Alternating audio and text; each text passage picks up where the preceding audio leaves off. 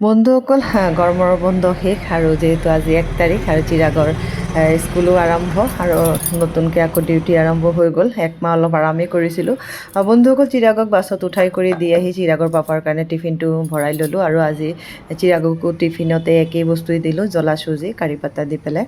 আৰু বন্ধুসকল এতিয়া মই একাপ চাহ খাই কৰি লওঁ, তাৰপিছতে বনোৱা কৰাখিনি কৰিম। আৰু চিৰাগৰ পাপা যিহেতু অফিচত খাই কৰি যায় সদায়, আৰু মোৰ বনোৱা কৰাখিনি কিন্তু ৰাতিপুৱা সোনকালে বনোৱা হয়। আৰু আজি বনালোঁ মগু দাইলৰ লগত মাছৰ মাথা দি পেলাই মুড়ি ঘণ্ট। তেলতে পাঁচফোৰণ, শুকান জলকীয়া, তেজপাত, কেঁচা জলকীয়া, আদা আৰু যি য'ত মছলা আছে গোটেইখিনি দি পেলাই ধুনীয়াকৈ মুড়ি ঘণ্ট বনাই ল'লোঁ। আৰু বন্ধুসকল তাৰ মাজতে বনালোঁ কচু বিলাহী দি পেলাই মাছৰ জ্বলা। আৰু কি বনালোঁ থালিটোত মই একবাৰে সজাই দেখুৱাই আছোঁ। আৰু বন্ধুসকল এতিয়া মোৰ বনোৱা কৰা হৈ গ'ল, চিৰাগৰ পাপাকো দি কৰি ল'লোঁ, লগতে দৈও আছিলে, দৈও দি দিছোঁ। লগতে বনাইছিলোঁ ভাত কেৰেলা ফ্ৰাই আৰু পটল ফ্ৰাই, আৰু তেওঁক দি কৰি ল'লোঁ। আৰু বন্ধুসকল ভাল হৈছে, ঠিক আছে।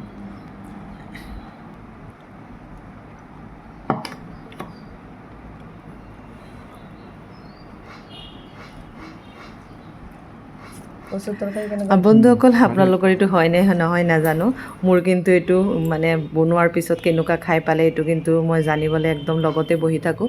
আৰু বন্ধুসকল আপোনালোকক কৈছিলোঁ খুব ধুনীয়া এটা বস্তু দেখাম, মই যে কাজিৰঙাৰ পৰা আনা, আৰু এইটো আনিছিলোঁ খোপাত মাৰাৰ।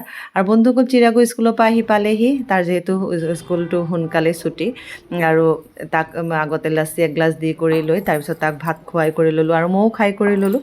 আৰু বন্ধুসকল আজি খোৱা বোৱাৰ পিছতে চিৰাগ আৰু মই অলপ শুইছিলোঁ।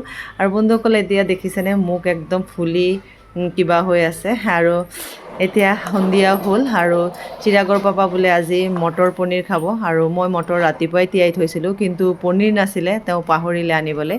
মই গাখীৰ আছিলে, ভিনেগাৰ দি পেলাই মই অলপ ঘৰতে পনীৰ বনাই ল'লোঁ। আৰু মোৰ পনীৰখিনি খুব ধুনীয়া হৈছে, আৰু ধুনীয়াকৈ পিচ কৰি লওঁ, আৰু একদম কেইটামানেই হৈছে, তথাপি আমাৰ চলি যাব। আৰু মই ধুনীয়াকৈ মটৰ পনীৰ অলপ বনাই কৰি ল'লোঁ।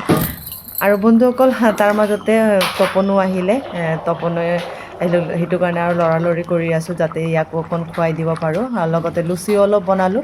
আৰু বন্ধুসকল তপনক দি কৰি ল'লোঁ, আৰু আমাৰ কাৰণে ডিনাৰটো ৰেডি কৰি ল'লোঁ। আৰু বন্ধুসকল খোৱা বোৱা এইবোৰত কথা পতাত লাগোতে ওপৰৰ পৰা কাপোৰখিনি আনিবলৈ পাহৰি থাকিলোঁ, আৰু এতিয়া ওপৰৰ পৰা কাপোৰখিনি আনিবলৈ যাওঁ। আৰু ৰাতিৰ পৰিৱেশটো এবাৰ আপোনালোকক দেখুৱাই দিওঁ। আৰু বন্ধুসকল আজি গোটেই দিনৰ ভিডিঅ'টো চাই কেনেকুৱা পালে, ভাল লাগিলে লাইক এটা দিব। আকৌ নতুন ভিডিঅ'লৈ পুনৰ দেখা হ'ব। আজি ভিডিঅ'টো ইয়াতে শেষ কৰিলোঁ। শুভৰাত্ৰি।